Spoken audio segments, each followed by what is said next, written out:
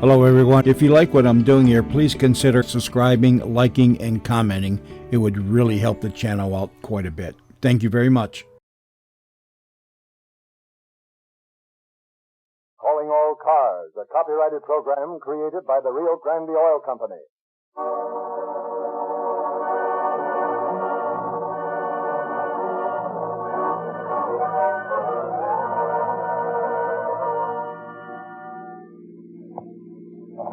Calling all cars, attention all cars, broadcast 9. Regarding a young woman found murdered in Stone Canyon. That's all. Close the first.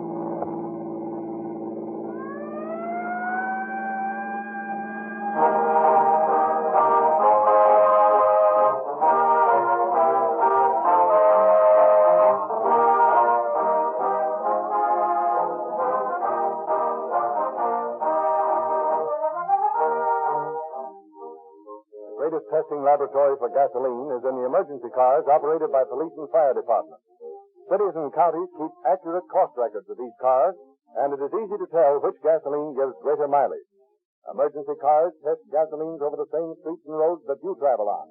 So, when we prove conclusively that more police and emergency cars use Rio Grande cracked than any other gasoline, we have definite proof that this same gasoline will also improve the performance of your car. You'll get greater speed because Rio Grande cracked has been chosen for the fastest cars on the highway. You'll get greater power, for the most powerful motors made are in the fire engines that use Rio Grande cracked gasoline. And you'll get more economical operations because cost records of the many cities and counties using Rio Grande cracked prove that this gasoline gives more miles in every gallon. So Rio Grande backs up its bid for your business with facts, not merely claims. The same gasoline that powers more police and emergency equipment than any other brand will actually improve the performance of your car. Rio Grande's independent dealers in every neighborhood offer you the same cracked gasoline that emergency cars use.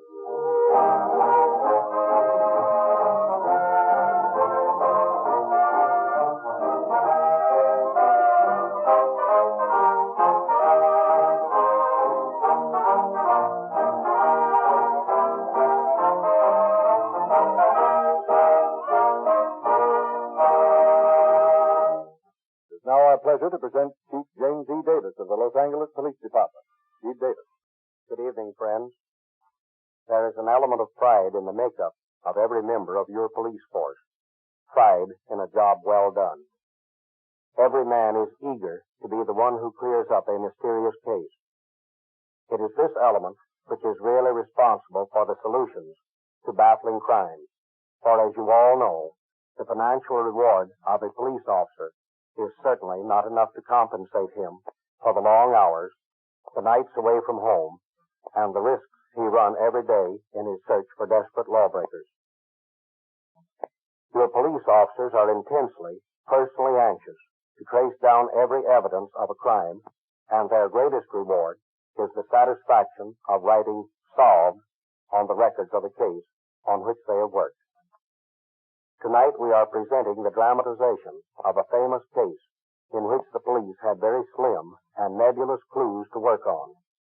The case looked almost hopeless, but the men assigned to find the murderer of Barbara Mauger made it a matter of personal pride to bring the case to a successful conclusion.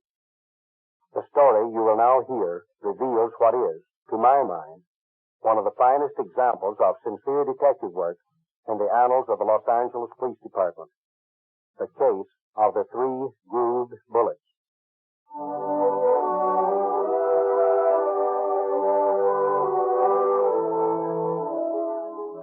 Our story tonight opens in June of 1928, when pretty Barbara Mauger, a girl of 19, is chatting gaily in her apartment with Mrs. Roberts, her neighbor from across the hall. Oh, my dear, I'm so glad for you. And when do you expect to be married? Oh, pretty soon now. Well, Russell and I haven't set the date, but we're going to run off any time, and when we come back, I'll be Mrs. Russell Burholm. How nice. And aren't you excited? Oh, terribly. I just can't wait. Oh, and Russell has a new car. And Sunday we're going out in the hills on a picnic. How nice. Oh, pardon me a moment, Mrs. Roberts. Of course, my dear. Hello? Oh, hello, Russell. Yeah? Yeah, I have it in the desk. All right. Yeah, I'll look at it right now. Hold the wire.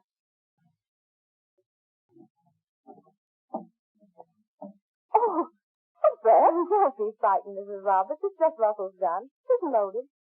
Oh, let's see. Why can't I make this out?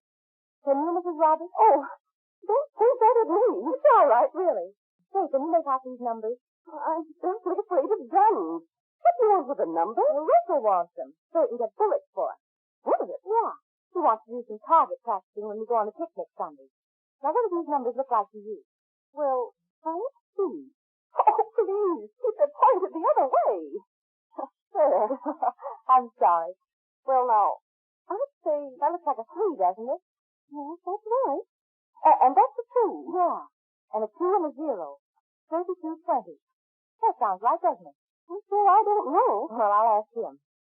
Hello, Russell? Is 3220 the number you want? Yeah. Well, that's what it is, all right. Yes, darling. All right, I'll look for you later. Goodbye.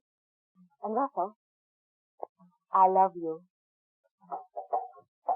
My dear, get that gun out of the place as soon as you can. I tell you, I'm frightened of them. No good ever come of having a gun around the place.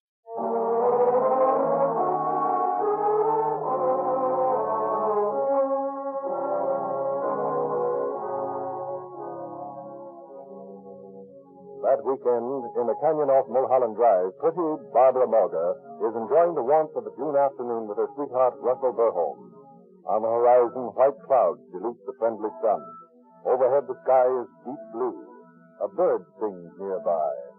Barbara is completely happy, but for one thin shadow across her heart.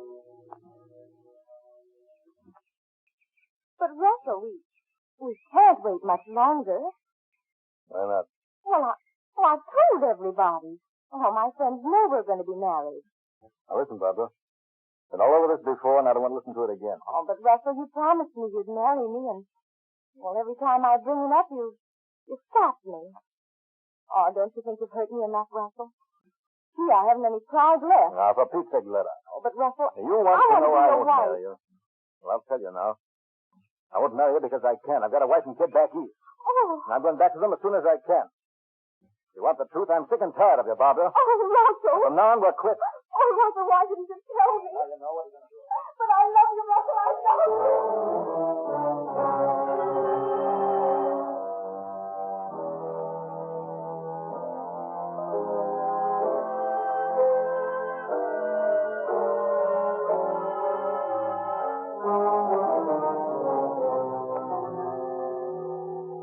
That was in June. For more than 2 months, no one apparently missed Barbara Morga. At least her disappearance was not reported to the police. And then, on the afternoon of August 2nd, 1928, as Detective Lieutenant Frank B. Condaffer of the Homicide Squad is standing watch at the headquarters. Homicide Squad, Condaffer speaking. Hello, Condaffer. This is Bergendorf of the Fire Department Mountain Patrol. Yeah? Listen, we just found a dead body in the underbrush near the bottom of Stone Canyon Hill, about Mulholland Drive. Yeah. Dead long? Pretty long. Young woman. Looks like murder to me. Okay, Bergendorf. I'll get Sanderson, my partner, and we'll be right out.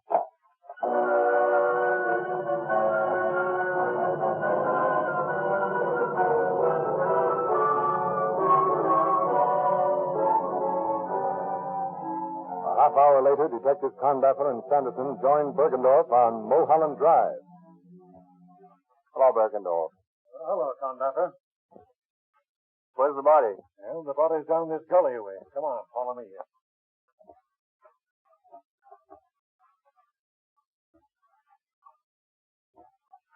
Well, boys, here we are. Yeah, who found it? We did.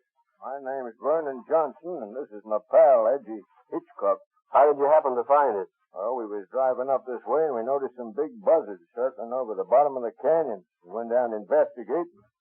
When we saw what it was, we run back and reported it. Been dead some time. Frank, look here. What's that, Sanderson? A bullet hole in the temple. Have any clothes been found around here? No, sir, not a shred. Well, then it can't be suicide. No, she could hardly have wandered all the way here unclothed. That's what I figured. Looks like her body has been dragged down the hill here from the way that brush is flattened out. Yes, but it's going to be hard to make an identification. Nothing to go by excepting that she was a blonde.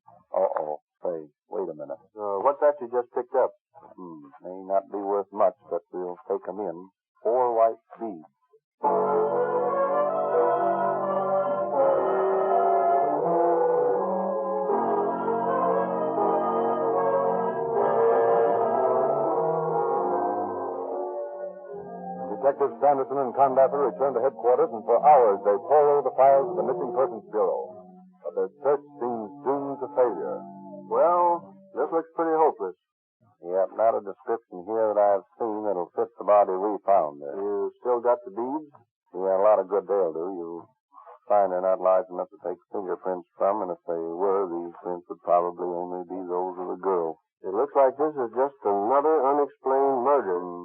Sure does. Well, what are you two birds looking so gloomy about, eh? Oh, nothing much. We're far ahead of when we started. We know that the body of the young blonde girl was found, apparently murdered near Mulholland Drive. And that's all we know. A young blonde girl, is it? How old?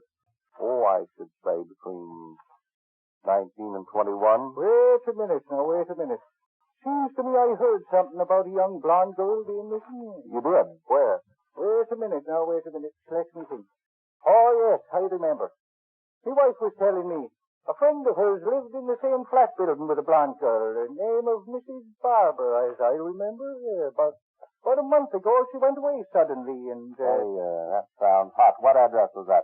Just a minute now, and I'll call the wife and find out.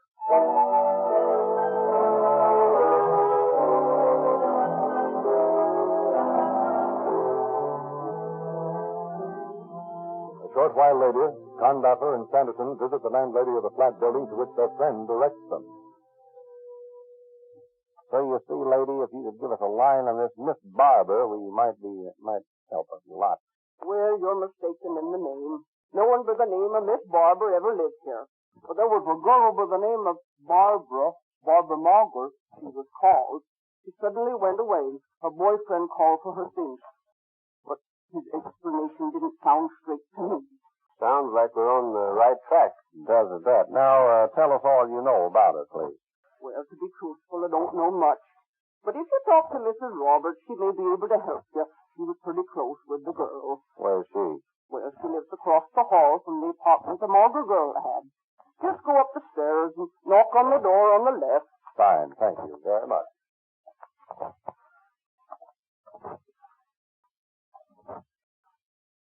Here we are. There's the name on the door, Mrs. Roberts.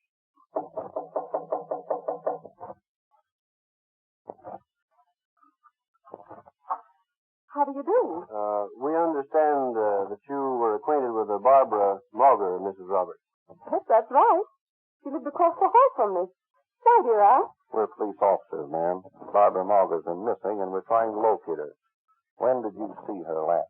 Why, that Sunday when she went off on a picnic with her sweetheart. What is his name? Why, Russell Burholm. Do you recognize these, lady? Oh, well, those are her beads. What's happened? Is she dead? Oh, I just knew something terrible would happen that morning she left with him.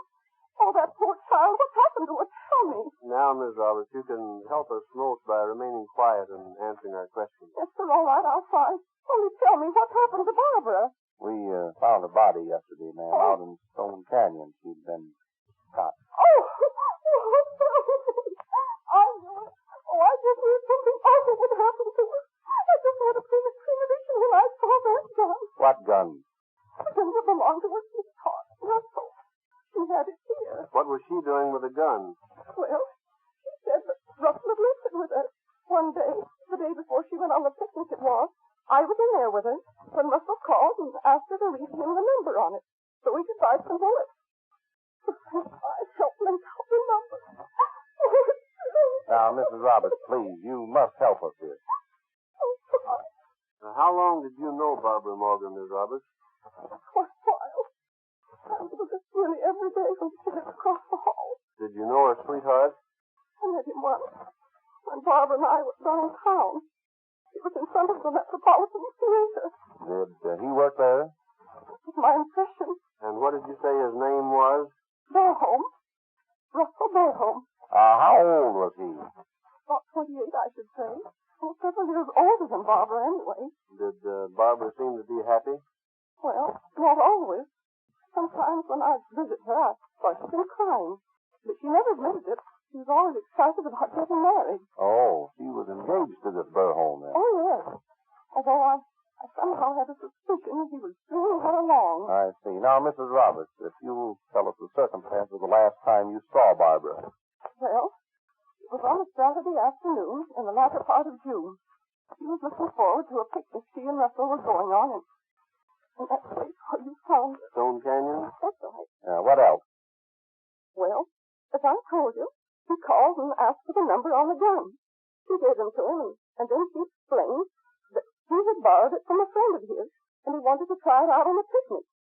Now I know what that meant. Can you think of anything else? I can understand it all now. Russell came back at about 6 o'clock, and I asked him where Barbara was. He said, "You said goodbye to Barbara, Mrs. Roberts. She left for the East this afternoon to visit her family." I asked him if that wasn't pretty sudden, and I was a little angry because she hadn't said goodbye to me. Well, didn't it occur to you to report your suspicions to the police? Well, I never meddled in other people's affairs. His story seemed plausible enough. He said something about Barbara's having met an uncle of hers who took her back. After all, I didn't think it was my business to start an investigation. She could have gone away, as he said, you know. Yes, she could have. Now, Mrs. Roberts, have you any idea where this Burholm works? Well, as I said, I was under the impression that he worked at the Metropolitan Theater. Barbara used to telephone him. Where? At the Metropolitan Theater? I don't know. It was a Metropolitan number. Can you remember it? Let's see now. It had some fives in it. I think. It was Metropolitan 152. Yes, that's it. Metropolitan 1525. 1525. That's fine, Mrs. Roberts. You've been a big help to us. Now we'll see if we can trace down this Burholm fellow. Well, please call me if I can be of any more assistance. We will indeed.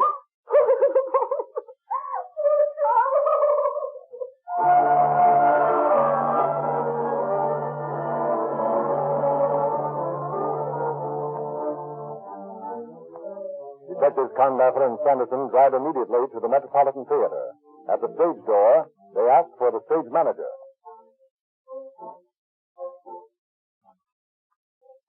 The stage show's on now. Yeah. Come on, let's get a look. I always get a kick out of being backstage. Wait a minute. I got an idea. What's that? You better not let this guy know we're detectives. We might show our hands. Yeah, that's a good idea. We'll just act like we're friends of Burholm's. Okay, but wait a minute. This must be the guy now. You want to see me? Yes, we're looking for a man by the name of Burholm. He works here. Burholm? Never heard of him. Well, you see, he works here. Not here, buddy. Oh. That's funny. Are you positive? Or couldn't he be one of the motion picture operators? Hey, listen, don't you suppose I know my own employees? Yes, but There's nobody here by that name. Somebody's giving you a bum steer, that's all. Well, has anybody by that name worked here in the last couple of No, months? I tell you, I'm busy. I got a show to put on. I can't stand here all night answering dumb questions. There's sort of the guy, isn't he? Yeah. Well, we're out on the limb again. Let's look up this number Ms. Roberts gave us. Okay, there's a phone over here by the wall. Let's see now. J-C-L-M. Here we are. Metropolitan Theater. What was that number? Metropolitan 1525. That's not the number of the theater. It isn't. Let me see. No, but look. It is the number of the engine room of the Metropolitan building. Well, now that's getting closer. Let's go down there right now.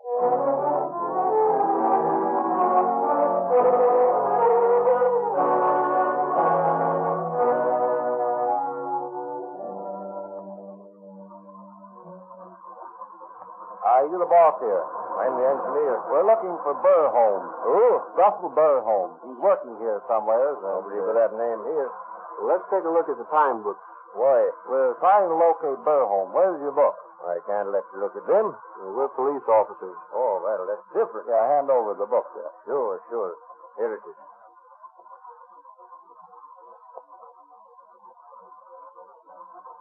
Find anything, Frank? No Burholm listed here in the past 6 months. Say, we had a cooling system put in here a while back. Maybe your man worked on that crew. Maybe. What's the company? It was the Macintosh Engineering Company. You might see the foreman of the installation gang. They're putting in the system in the barroom that they built for now. Well, thanks. We'll go over there and talk to him.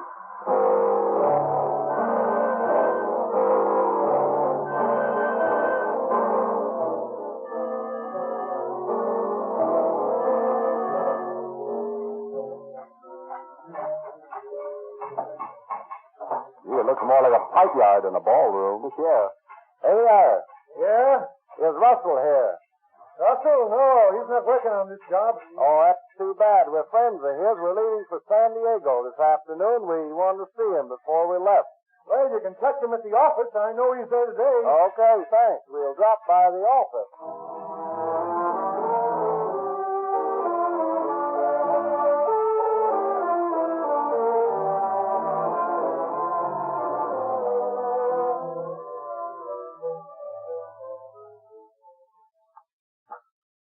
Someone to see you, Russell.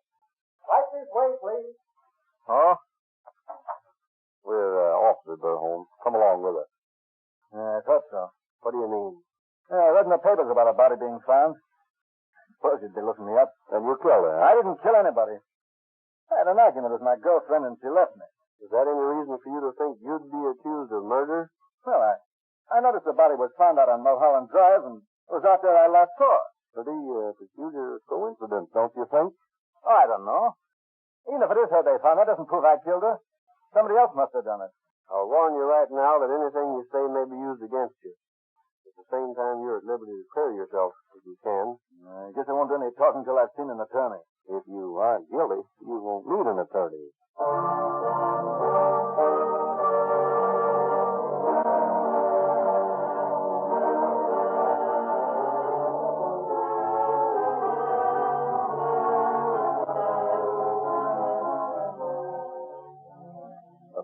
Later, accompanied by a police stenographer who makes surreptitious notes from the front seat of the police car, Conductor and Sanderson drive Burholm to the scene of the crime. They question him en route. Now, you say you had an argument with Barbara, and she got out of the car, and you left her there. What was the argument about? She was always asking me to marry her. I told her I wouldn't. Why? I couldn't. Why not? Because I'm already married. Oh, I see. Then you had a motive. Now, what do you mean, motive? I told you I didn't kill her. Where did you first meet her? The department store in Philadelphia. I both worked there. What name did you go by when you worked in Philadelphia? Burholm? No. No, my own name.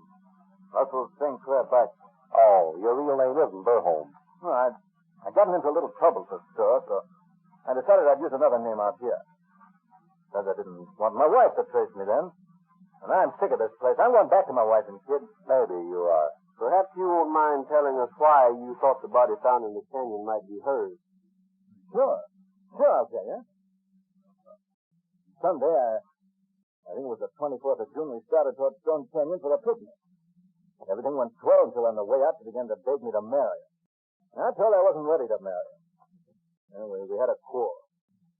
Finally, she started crying and got so mad she made me stop the car. She wouldn't ride with me any further. I kidded her a little bit, but I just made her madder, and she got out and walked off. That's the last I saw of her. Why'd you leave her? Along here somewhere? I really couldn't say. She might be near here. Well, let's stop here anyhow.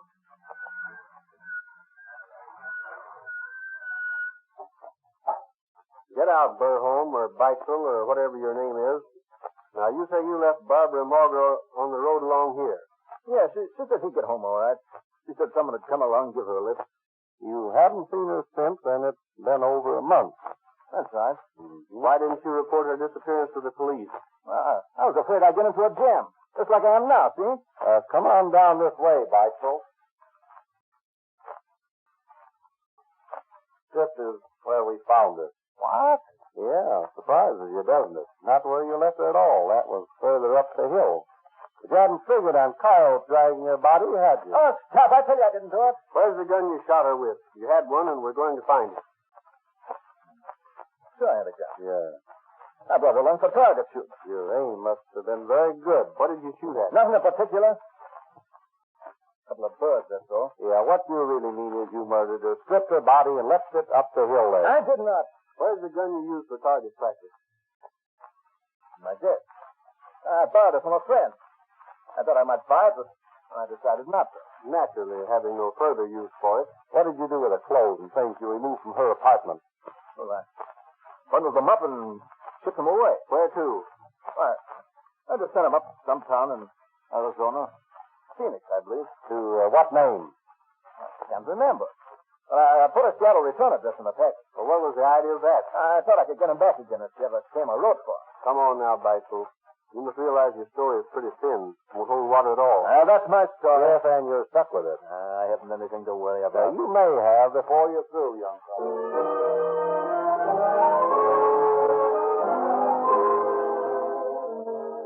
And Beitzel has much to worry about as the case against him mounts. Philadelphia police notified his arrest, informed Los Angeles that he is wanted in Eastern City for embezzlement. A taxi driver, recognizing his picture in the paper, tells police are taking him to the lonely spot of the murder late one night. A check of a fictitious address to which Beitzel admits sending Barbara's clothes results in the return of the package. Microscopic examination reveals some blonde hair on the clothing to be the same as the hair on the murdered girl's head. In September of 1928, Beitzel goes on trial for murder before Superior Judge Charles S. Burnell. As the trial drags through one hot September day after another, Beitzel maintains an elegant air of cool insouciance. Then, after the defense has been wound up, the prosecution introduces a surprise witness. Yeah, this is going to be a cinch. It doesn't look bad. Who's this guy they're calling up to the stand? I don't know. Let's listen. And what is your profession, Captain Crosman? I'm an expert on ballistics. Will you explain to the jurors what that means? Ballistics is the science of projectiles. Good. Do you recognize this gun? Let me see. Yes, I examined that gun for Lieutenant Condorfer of the police department. This is the gun you examined. The same gun which is being entered in testimony as belonging to the defendant? Yes. How do you know it is the same gun? Well, I recognize the serial number. Even if I didn't, I'd know it by the claw marks on the side. The barrel has been sawed off, apparently to make possible the attachment of a Maxim silencer. I object, Your Honor, on the grounds that this has no bearing on the case. It has a direct bearing, Your Honor. If the counsel for the defense will permit me to proceed. Objection overruled. Proceed. I would like to admit as exhibits two enlarged photographs. Turn them so the jury may see them, bailiff. Thank you. Now, Captain Crosman, do you recognize these photographs? Yes. They are enlargements of photographs I made myself. And will you tell the court what they depict? The one on the right shows the mouth of the barrel of this gun. The claw marks I referred to may be seen clearly. Your Honor, I object. Objection overruled. The other photograph shows 3 fired bullets. You will notice the grooves clearly shown along the sides of the slug. These grooves were cut by the saw mark on the barrel of the gun. Your Honor, this is a waste of the court's valuable time. Witness may proceed. The bullets, you will notice, are marked identically. The ones on the right and left were test shots made from this gun. The middle bullet was taken from the skull of Barbara Morgan.